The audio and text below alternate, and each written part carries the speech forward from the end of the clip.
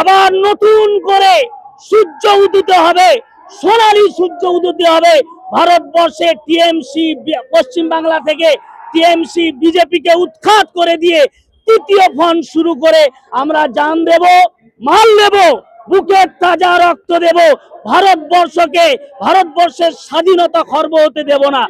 পশ্চিম বাংলার মুসলমানদের ভোটার অধিকার ছিনিয়ে নিয়ে বিজেপি আরএসএস মদতপুষ্ট বিজেপিকে বাংলার রাজত্ব সঁপে দিতে চাইছে। নির্বাচন কমিশন এখন এটা চোর বাচন কমিশন।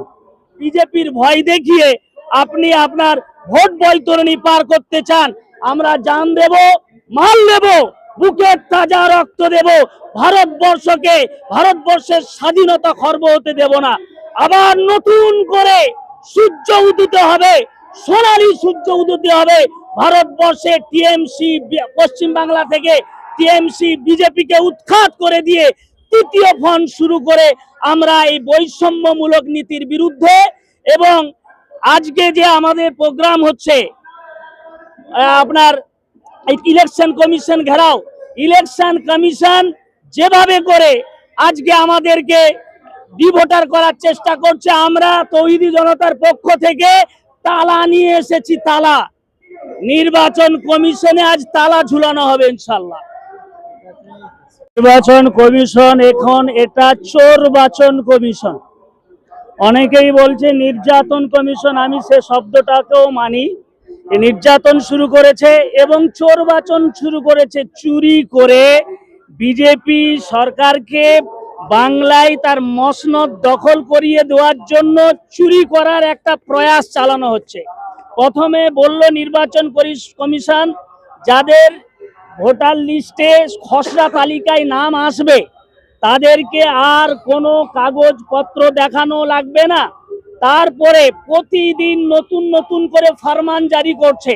ফরমান জারি করে বলছে লজিক্যাল ডিসক্রিপেন্সি বলে যে শব্দ ব্যবহার করে প্রত্যেকটা মুসলিম অধ্যুষিত বুথগুলিতে যেখানে 800 ভোট আছে 700 হিয়ারিং নোটিশ, যেখানে 1200 ভোট আছে 800 হিয়ারিং নোটিশ। পাশের বুথে হিন্দু অধ্যুষিত এরিয়ায় যেখানে 900 ভোট আছে 13টা মাত্র হিয়ারিং নোটিশ। এটা কিসের স্বার্থে? তার মাধ্যমে বোঝা যায় পশ্চিম বাংলার মুসলমানদের ভোটার অধিকার ছিনিয়ে নিয়ে বিজেপি আরএসএস মদতপুষ্ট বিজেপিকে বাংলার রাজত্ব সঁপে দিতে চাইছে। এটা কোনোদিন হতে পারে না। আমি মমতা ব্যানার্জিকে বলতে চাই, রাজ্য সরকার আপনারা কি তলে তলে বিজেপির সঙ্গে আপনারা কি সব গার্ড শার্ট বেঁধে নেমেছেন? মমতা ব্যানার্জিকে বলতে চাই, আপনি কেন সর্বদলীয় বৈঠক ডাকছেন না? আপনি মুসলিমদের ভোট নিয়ে মুখ্যমন্ত্রী হয়েছেন। পশ্চিম বাংলায় কত আপনার এইভাবে ধর্মীয় সংগঠন আছে, সামাজিক সংগঠন আছে, সমস্ত এনজিও আছে। ধর্মীয় সামাজিক এনজিও সংগঠনকে নিয়ে আপনি কেন বৈঠকে বসছেন না? সর্বদলীয় বৈঠক করছেন না কেন? তার মানে বিজেপির ভয় দেখিয়ে আপনি আপনার ভোট বৈতরণী পার করতে চান। আমরা জান দেব, মাল দেব, বুকের তাজা রক্ত দেব। ভারতবর্ষকে, ভারতবর্ষের স্বাধীনতা খর্ব হতে দেব না। আবার নতুন করে সূর্য উদিত হবে, সোনালী সূর্য উদিত হবে।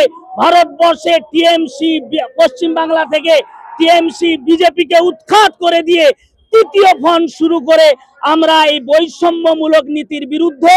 এবং আজকে যে আমাদের প্রোগ্রাম হচ্ছে